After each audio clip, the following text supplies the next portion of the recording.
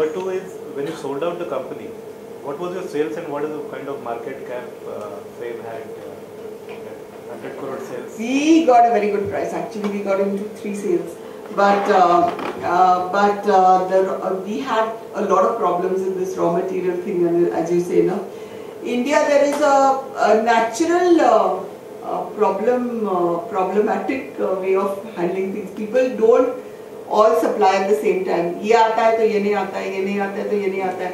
ये print पे जाता है तो some changes have to be made, and then some weights and measure person catches someone. It's a continuous problem. Believe me, no matter what I tell you here, no matter how systematic I want to sound to you, how professional I want to sound to you, how many professions I keep in my factory. When you open your factory door or your office door, you're saying, I'm opening the doors, come problem, sit on my head. So, it is like that in India. Today the truck doesn't reach, tomorrow this doesn't reach. The day after I'm advertising for a product and that very product is not available, I have to scrap the ads on TV. It is a continuous battle. How you played your role as a women entrepreneur and then at your family? We always call it as a dual responsibility. Yeah. See, let me tell you, all this hype about this dual responsibility and children and all, let me tell you, children become more independent if you leave them. So, no, I'm not this thing. Once the school bus came without my daughter, okay, I was at office, it must be 4ish, no daughter. Then panic at home, everybody ringing up everybody. She had gone to her friend's house close by to the school. The friend's mother dropped her, but she knew exactly what to do. There were no mobiles. She didn't know how to contact home or contact me or anything. Today she would contact mama, but she knew exactly what to do. I mean, we panicked and all for nothing, but she knew how to get home. Never did I find my daughters lacking in anything. They asked what they wanted to eat. They knew exactly what they wanted to eat. They went out when they wanted to go out. They did not when they didn't want to. So things went on. You can say there was less supervision, parental supervision, but the guilt makes you give them extra attention after work and at weekends. Because the guilt is always there whenever I have. There is a lot of guilt attached to it. But believe me, you should not feel guilty. Today I would advise women not to feel guilty, because the guilt makes us do things which spoils them a little, and then they know every time you're feeling guilty how to take advantage. No, in fact, rather than showing them that you are guilty, but somewhere in subconscious or your conscious mind, you feel like I have not given that much of time to my children. Yeah, I was blessed because basically I was in a big family. I had my in-laws with me, and although my mother-in-law hated me, she loved my children.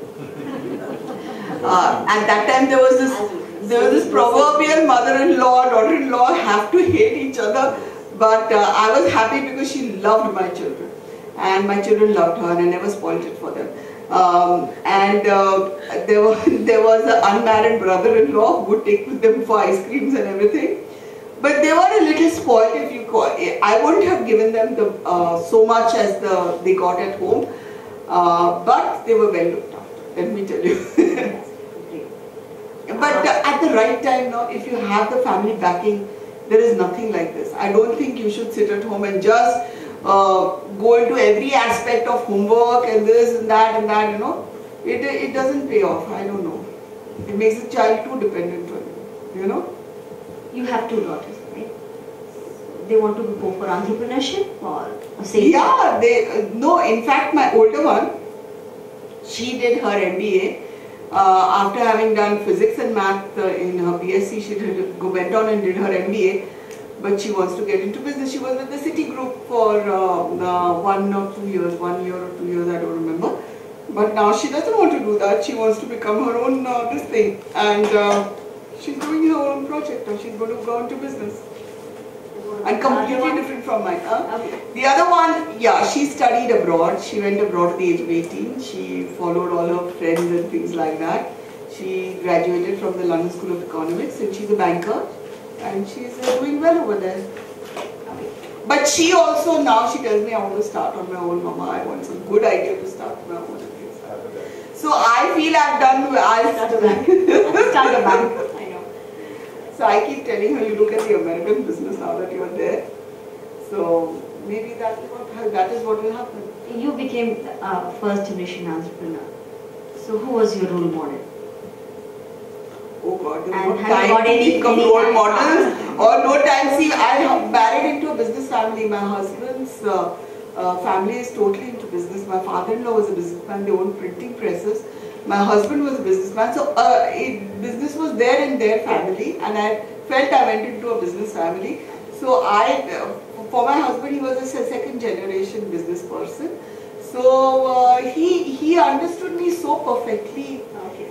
It was like a sync. He didn't ever say, oh, don't work now or don't this thing, because he had gone through the same thing. So he understood me very perfectly. So had I married a doctor like my father wanted me to, so because he was teaching in a medical college, he's saying all the pass out lists I'll got you with their photographs, whoever you like.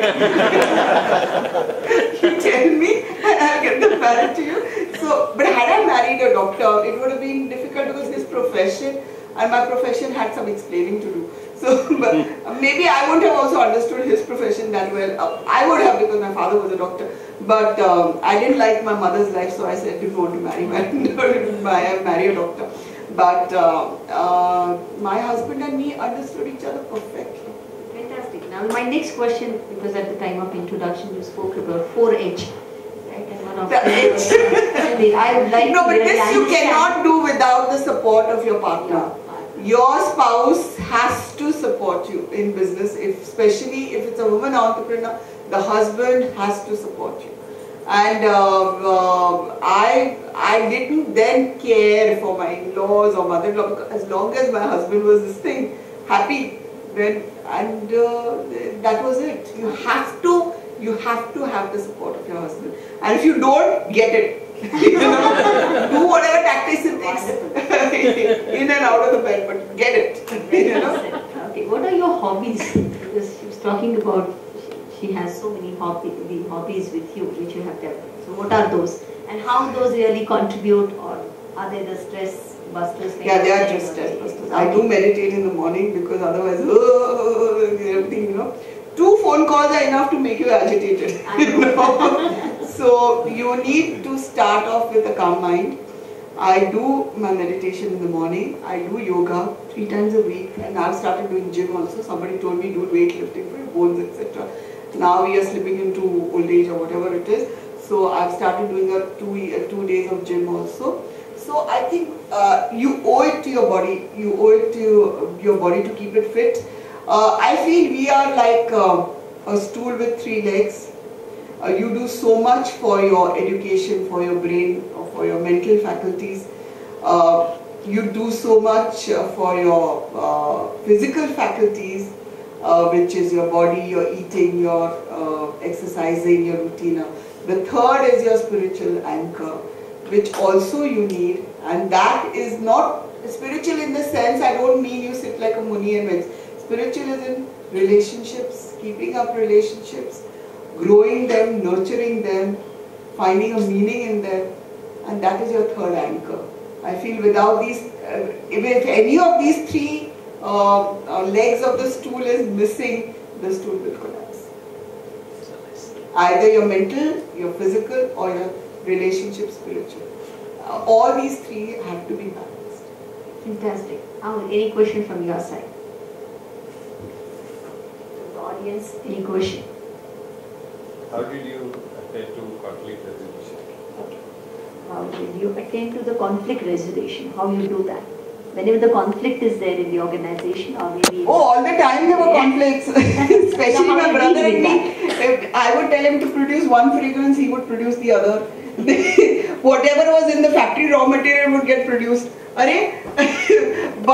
And the difficulty was, I have taken money For peach soap, I cannot not give this soap. I cannot not give this fragrance of hair removing cream. I cannot not give, because I've taken money for it. I said, nah, I've charged that money for one thing. I can't give him another thing, no. He said, abhi ye bech dalo na. Whatever is there in the factory, first sell that and then talk, he says. But how can I sell that? You just don't understand. Then he says, okay, now I don't have it. Then suddenly he would have it. Now let me see how much you sell. Alright, but that sale is gone. You know, you understand how it is. Today, if it is not your product there, the next product is going to be taken up, used. Your sale is gone. Your product was not there at that time when the customer wanted it. Finished. Now if you give me 2 times that product, it doesn't mean that the customer will come back and buy that product. He would have already used something else, and God forbid if he's happy with that, your sale is gone forever. You know that? So marketing has to be that precise. So all the time we were fighting. He was showing me inventory, I was showing him in the market. You know, so it used to go like that. So it was a tug of war, and it was nuts and fly bellowing over top of each other. But still we would have lunch together. And thank God it was my brother. We loved each other so much that nothing got over that. But in business, there were always conflicts.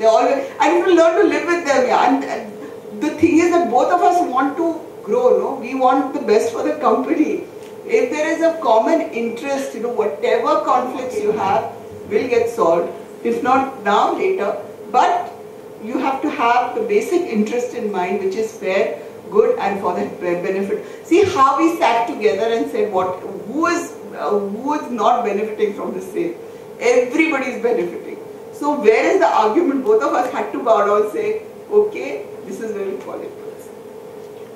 So if you are going to start another venture, so will that again be with your brother? No! And why not? You know what happened? You know what happened? So after this, I'll tell you one joke. After this, what happened? I was looking for an office because they took everything lock, stock and barrel, and when the deal was happening, I was looking for another office. And I love these old buildings with tall ceilings and all, which is a rare thing to find in Bombay. But it is. So one of my friends, she's an architect, Brinda Somaya. So she's an architect, so she was having an office. So I had gone to her office and said, Brinda, this is such a beautiful office. She said, you want it, I'm leaving it. I said, wow. She said, because a landlord now doesn't want to rent it out, he wants to sell it. I said, then I want to buy it.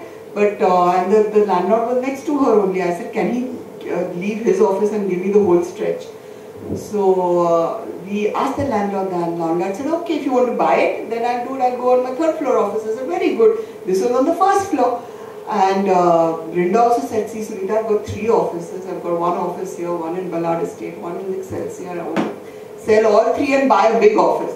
So, and the upstairs office, 4th floor office is going out because now the landlord doesn't want to renew any lease. He wants to outright sell, so I'll buy the whole of the 4th floor. I said, okay, you buy the 4th floor, I'll buy the 1st floor, this office, everything. Then, in front of me there was this lawyer, some Saurashtri lawyer, okay? So I had told him also, in case you want to give up your lease and you don't want to buy because the landlord is not renewing any lease, you don't want to buy, you let me know, so I'd like to expand into yours later on, things like that. So he said, okay, I'll let you know. So then I bought this office, I gave it to the architect, I went to